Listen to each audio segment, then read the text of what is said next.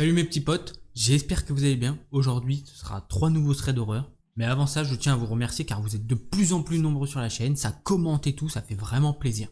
D'ailleurs, pour ceux qui l'ont pas fait, vous pouvez descendre, vous abonner parce qu'en ce moment, on sort une vidéo tous les 2 jours, voire 3. Donc, tu peux vite louper une nouvelle vidéo.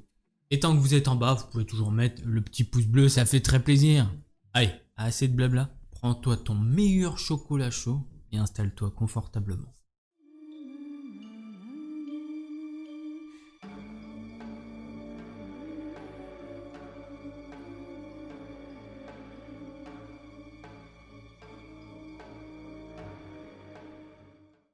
L'histoire que je vais vous raconter, c'est celle de Lucie. C'était il y a 5 ans et elle avait 19 ans. Après le travail, elle va souvent dans un petit magasin en voiture à 20 minutes de sa maison. Quand elle est dans le magasin, elle parle généralement à personne à part au vendeur. Cette fois-ci, le vendeur lui a dit qu'un couple, un homme et une femme, avaient demandé son adresse car elle avait oublié de leur donner avant. Le vendeur, il trouvait ça bizarre, donc il lui a montré la vidéo de sécurité. Mais elle les a pas reconnus du tout. Donc elle lui a dit merci de ne pas avoir donné ces informations. Elle est rentrée chez elle, un peu confuse, mais pas plus que ça. Elle se dit que peut-être ce couple voulait prendre une photo de sa voiture, vu qu'elle avait une voiture de collection. Quelques semaines plus tard, elle les a vus au magasin. Elle est passée devant eux sans dire un mot, et ils l'ont juste regardé faire ses courses. En sortant du magasin, elle se demande pourquoi ils l'ont pas abordé alors qu'ils avaient demandé son adresse au vendeur. Elle a vérifié si elle les apercevait sur le parking, bon, personne à l'horizon. Elle prend sa voiture, commence à rentrer chez elle et au bout d'un moment, elle s'aperçoit qu'il y a une voiture qui la suit depuis un certain temps.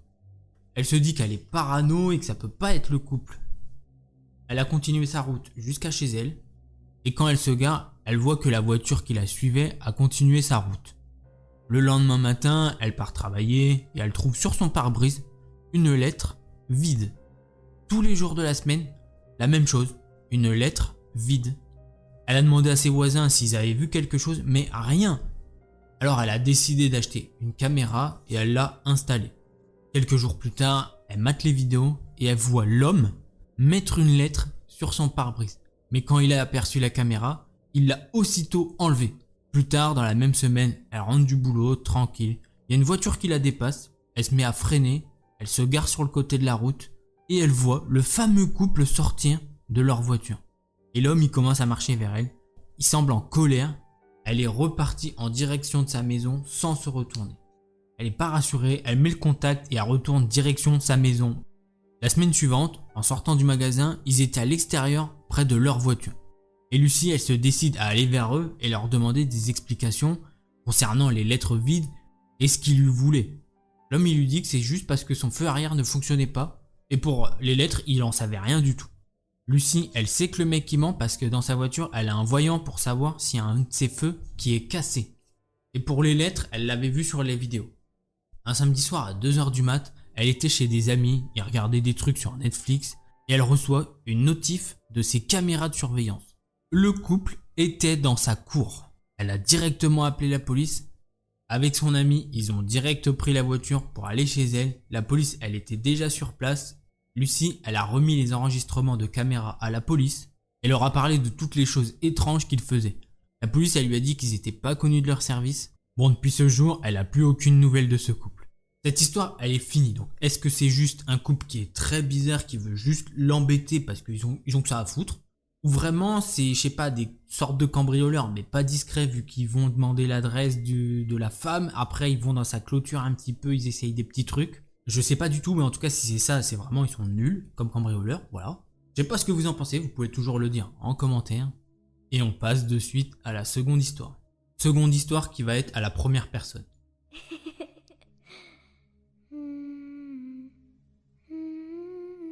Il y a quelques années, quand j'étais encore à l'école en Pennsylvanie, j'avais tendance à attirer des personnes bizarres simplement parce que j'étais authentique et gentil avec tous ceux que j'avais rencontrés.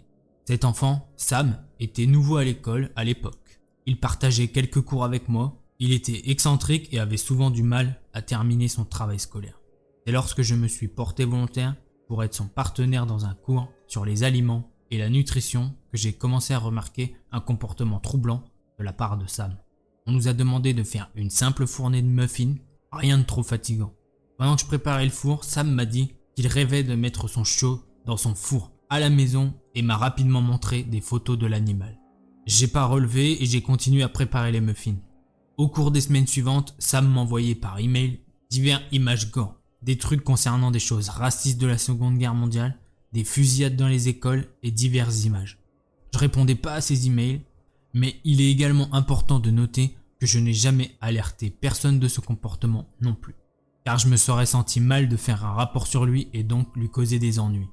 J'ai ensuite essayé d'ignorer et de l'éviter autant que possible en espérant que Sam me laisse tranquille. Mais j'ai pas pu l'éviter complètement et beaucoup de nos conversations étaient à sens unique. Sam parlait de produits chimiques et qu'il allumait de petits feux dans sa cour. Et puis un jour, il m'a demandé en personne si je pouvais venir le rencontrer dans un parc derrière une école primaire.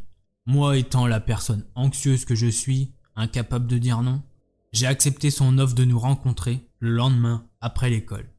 Le lendemain, Sam était absent de l'école, aucun email ne m'a été envoyé, aucun de ses autres amis ne savait où il était, alors je l'ai zappé et j'ai continué ma journée. L'école s'est terminée et j'ai rapidement marché jusqu'au parc. Il était pratiquement vide car il venait de pleuvoir et le ciel était encore couvert. Je me dirige vers notre point de rencontre qui était une partie de forêt remplie de bambous qui était à côté d'un assez grand ruisseau. De l'autre côté du ruisseau, il y avait un vaste champ de maïs avec une maison assez loin. J'ai attendu une dizaine de minutes et au moment où j'allais rentrer chez moi, pensant qu'il n'allait pas être là, j'ai entendu un claquement très distinct, comme si quelqu'un était en train de couper du bambou. Je me retourne vers le son et je demande si c'est Sam. C'est alors qu'il m'a chargé avec une énorme machette, criant « Ah !» le plus fort possible. Son visage enveloppé dans un tissu noir. J'ai tout de suite remarqué qu'il n'était pas seul. Il y avait un enfant avec lui, quelqu'un qui était plus jeune que nous deux. Je ne le connaissais pas. Dès que Sam s'est frayé un chemin à travers les bambous, il s'est précipité sur moi et s'est jeté sauvagement sur moi. J'ai crié pour qu'il arrête, mais il n'a pas écouté. Il a attrapé mon t-shirt et m'a mis un coup de machette, mais heureusement, il a seulement déchiré mon t-shirt et laissé une ligne rose de peau irritée. J'ai fait la seule chose que je pouvais faire pour m'éloigner de lui, sachant que si je choisissais de monter la colline et d'aller à l'école primaire, il me rattraperait sûrement. Alors, j'ai plongé dans le ruisseau pour arriver de l'autre côté. Sam a essayé de m'attraper, mais ses chaussures se sont enfoncées dans la boue. Ensuite, je l'ai perdu de vue. Je me suis précipité de l'autre côté. Je me suis frayé un chemin à travers les champs de maïs. J'étais terrifié pour ma vie à ce stade. Tant de drapeaux rouges que j'avais ignorés, espérant qu'il me laisserait tranquille. Je pensais que j'allais sûrement être sérieusement mutilé ou tué par Sam. J'ai couru jusqu'à ce que je trouve la maison dont j'ai parlé avant. J'ai frappé à la porte. J'ai appuyé comme un malade sur la sonnette. Finalement, un homme âgé a ouvert la porte et je lui ai immédiatement dit d'appeler la police et que j'étais poursuivi. Il m'a fait entrer et a appelé la police. Ils ont fouillé le parc et ont trouvé le tissu noir jeté qui était enroulé autour de la tête de Sam. Ils ont trouvé le garçon avec qui il était un peu plus loin sur la route. C'était son petit frère. De là, ils ont pu trouver Sam chez un ami et tout le reste est un peu trouble. Pas sûr de ce qui est arrivé à Sam, tout ce que je sais c'est qu'il n'est plus à l'école et que tout le monde semble l'avoir oublié. Mais cette peur que j'avais ressentie, je ne veux plus jamais la ressentir. C'était si brut. Bon, malheureusement, il y avait quand même quelques indices qui montraient que Sam avait quelques petits soucis.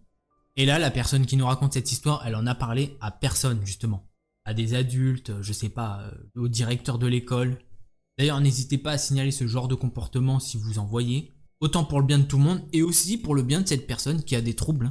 On passe de suite à la troisième histoire qui, elle aussi, est à la première personne.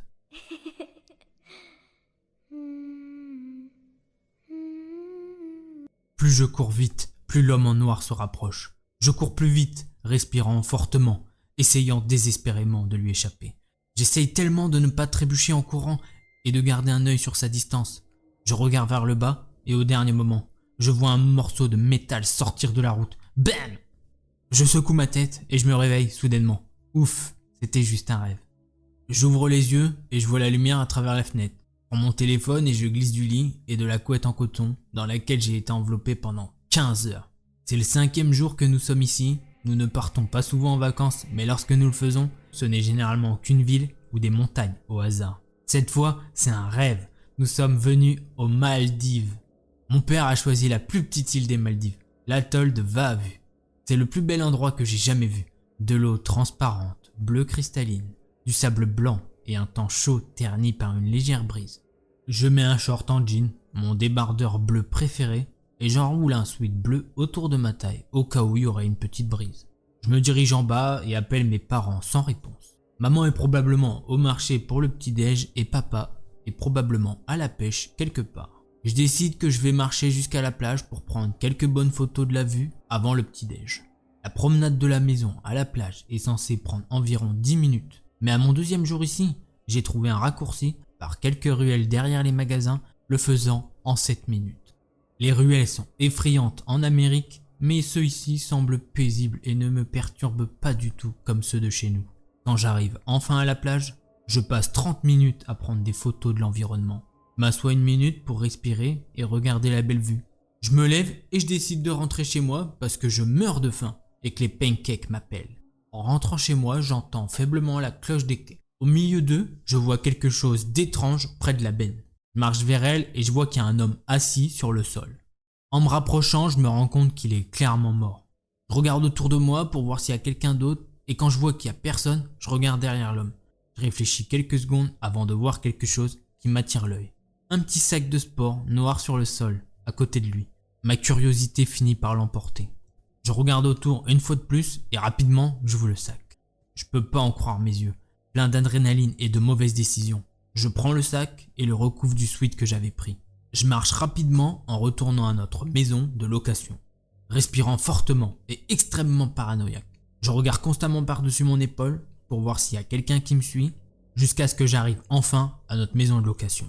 Alors que je me dirige rapidement vers la porte d'entrée, je me rends compte que mes parents ne sont pas à la maison.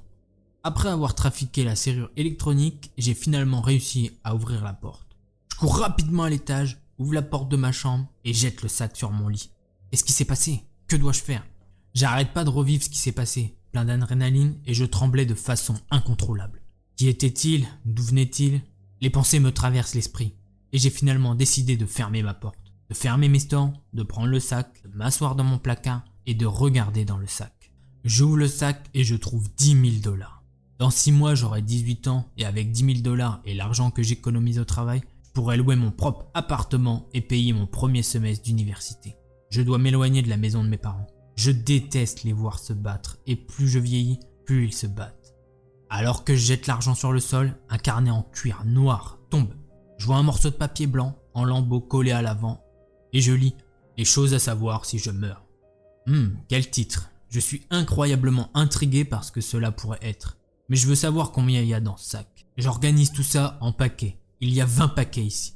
Il y a 1 000 $ dans chaque paquet. À la fin du compte, ça fait bien 20 000 $. Je commence à pleurer et à remercier Dieu d'avoir mis cet argent entre mes mains. Tout à coup, je me sens très coupable. D'où vient l'argent? Qui était cet homme et pourquoi a-t-il été tué? Où est la personne qui l'a tué? Pourquoi laisser tout cet argent? Rapidement, cette culpabilité se transforme en peur et panique.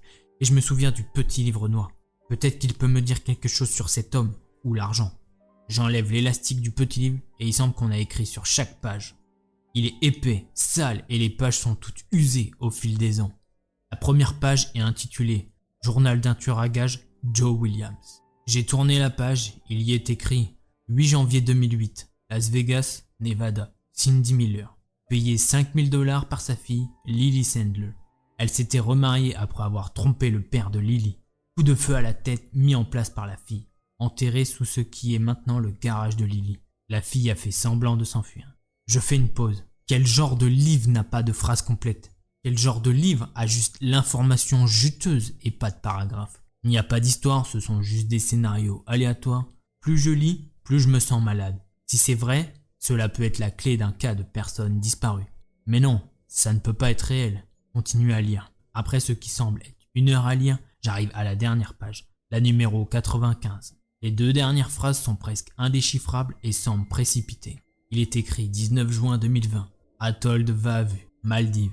Elisa Louvre, payée 20 000 $ par son mari, Édouard Louvre. Il voulait épouser sa maîtresse, une balle dans la tête en prétendant être un pêcheur sur un bateau qui avait été secrètement loué par Édouard. J'ai tué Édouard aussi après qu'il m'ait tiré dessus en essayant de me piéger pour garder son argent. J'ai laissé les deux sur le bateau. Je m'arrête de lire. J'appelle ma mère et je raccroche quand je réalise ce qui se passe. Maman et papa avaient l'habitude de me jouer des tours. Il n'avait pas fait ça depuis si longtemps. Je sors de ma chambre et je descends pour aller au marché que ma mère adore. Mon père est peut-être avec elle. Alors que je mets la main sur la poignée de la porte, j'entends frapper à la porte. Je regarde dans le judas de la porte et je me fige. À travers le judas, je vois 3 policiers qui attendent qu'on leur réponde. Je ne pense qu'au sac. Ils savent que je l'ai et ils vont m'arrêter pour l'avoir pris et avoir tué cet homme. Ces pensées se bousculent dans ma tête. Je décide d'ouvrir la porte et de confronter mes actions. J'ouvre la porte, ça me surprend que les policiers n'aient pas l'air en colère. L'officier au milieu parle en premier. Bonjour madame, je m'appelle officier Lowe. Êtes-vous Everly Louvre? Je réponds sans hésitation. Oui monsieur, que puis-je faire pour vous? L'expression sombre de l'agent Lowe se creuse et il dit Everly, malheureusement, nous sommes ici pour vous dire qu'il y a eu un accident impliquant vos parents aujourd'hui. Non, non, non, cela peut pas être réel. Est-ce vraiment des policiers? Sont-ils vraiment allés aussi loin avec une farce? L'agent Lowe interrompt mes pensées. Nous avons reçu un rapport au sujet d'un bateau abandonné. Lorsque nous sommes allés enquêter, nous avons découvert que votre père avait enlevé la vie à votre mère, puis la sienne.